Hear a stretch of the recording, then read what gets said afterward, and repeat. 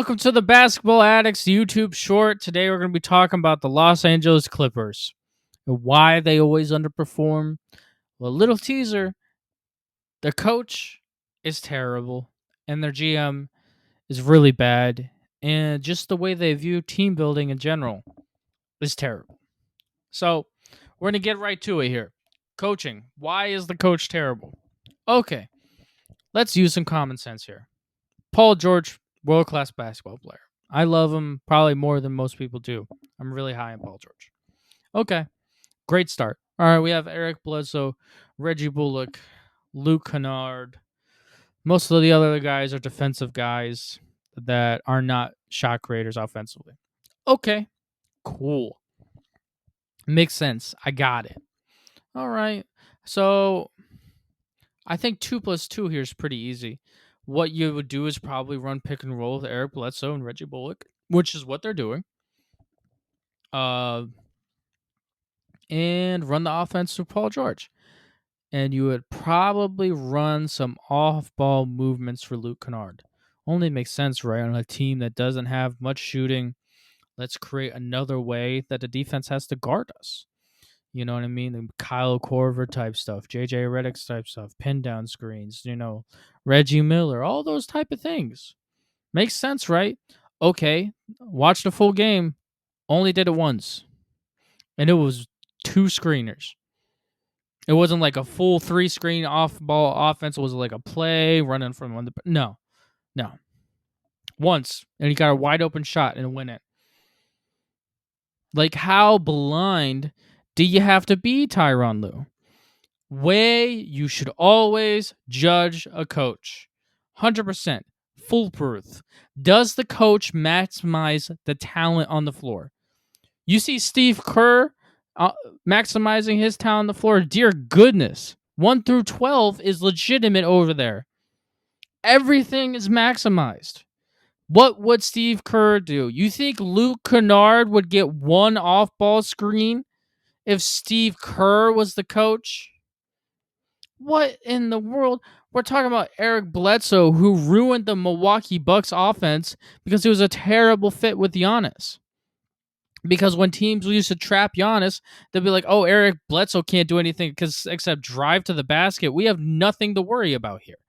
All right, Miami Heat exposed it. The whole playoffs. This guy wouldn't start for basically most of the league. And then Reggie Bullock had a nice postseason, but he's not a top 20 point guard in the league. He's borderline top 20.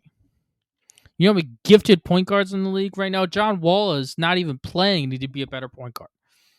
Seriously.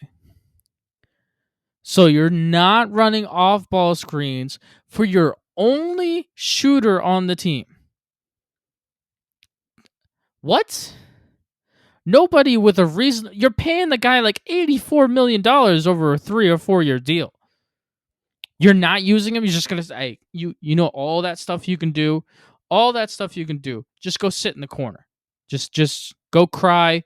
Go stand there. Basically, what we want you to do is we're going to pay you $84 million, but I want you to play the game of basketball like you're just some guy who can only shoot and just only stand still shooting on the corner. That's it. That's all he can do. It's not like he runs off-ball screens all the time. What? See, this is an example of a coach that is not maximizing his team. Tyronn Lue's been an overrated coach for a long time. He's just a terrible NBA coach. He just got run because LeBron James carried him to the NBA Finals. Like he did everybody else on that team, except Kyrie Irving. So, I mean, that don't even get me started on the organization. All right, you have Kawhi Leonard and Paul George. Oh, wait. Now, it should have taken 10 games to figure this out, but they still haven't figured this out. You have 2 guys that score from the exact same spots on the floor. Oh, that's a problem. Oh, why would it be a problem? Because when one of them's on the floor, the other person can't do the things they normally do because they're shooting from the exact same spots. They can't stand together. You need spacing. So Paul George is reduced to an off-ball guy. That's why his numbers always dip when Kawhi. That's why his numbers are going to dip when Kawhi comes back. He doesn't do something completely different. So what do? You have two ideas here. You trade one of them and get a piece that fits, or you build a team to maximize other areas. Now, how do you do that?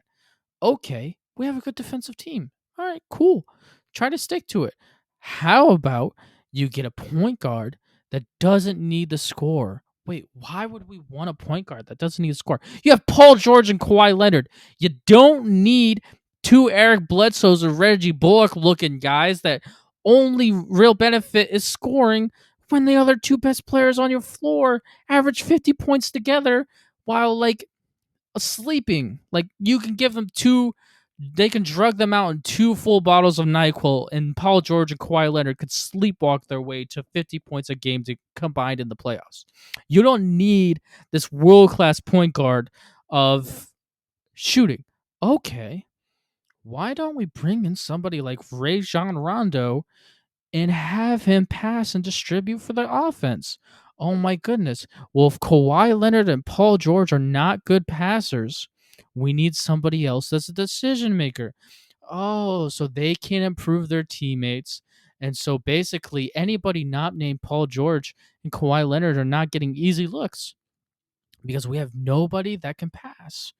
All right, so we should probably pay somebody like $3 million. I mean, Rajon Rondo is I think he's getting the veteran minimum right now.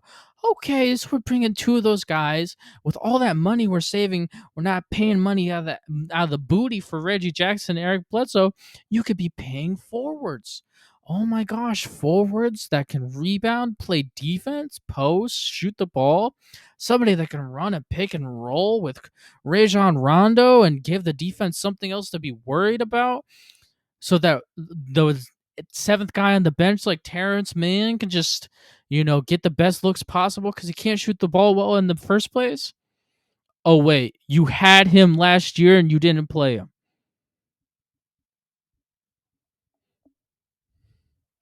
Tyronn Lue needs fired. And that organization, terrible. It's disgusting. Team building at its worst. One of the worst don't understand basketball teams you ever see in your life at a high level. It's because a high level because they have two of the top 10 best players in the NBA. Paul George, borderline. Probably, let's say, comfortably top 5, 15. This organization is terrible. They draft defensive guys well. Terrence Mann's a good fit in that, right? But they need somebody that can conduct the gosh darn offense. You don't need more ball dominant point guards. It makes no sense.